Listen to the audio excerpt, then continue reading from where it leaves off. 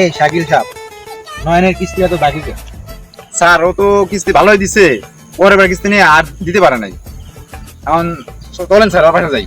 চলেন চলেন স্যার, বসে যাই। তুমি তোকে বাসা চিনো? তো সামনে গেলে পাউন্ড যাবো স্যার। চলেন।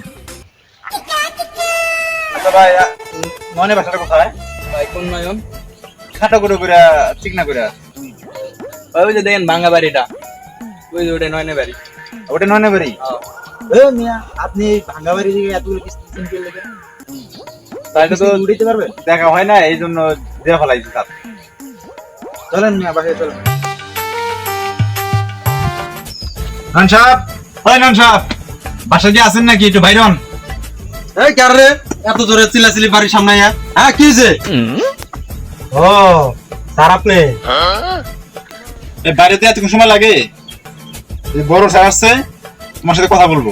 নয়ন সাহেব, আপনি এতগুলো যে কিস্তি নিছেন, একটা কিস্তিও তো ঠিক মতন দেন না। হ্যাঁ আসলে অনেকগুলো কিস্তি নেওয়া হয়েছে, কিন্তু কোনো কিছু ঠিক মতো দেওয়া হয়নি। কেন?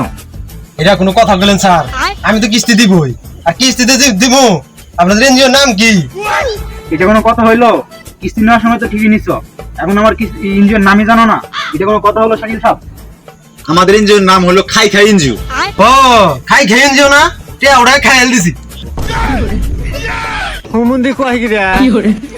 টাকা উঠায় খেয়াল আছো কেন? আপনাকে এনজিওর নাম খাই খেয়ে এনজিও না? আমি মনে করছি তেলে মানে টিহা ওটাই মানে খাইলাম নাকি, এর লিখে খাইল দিছি।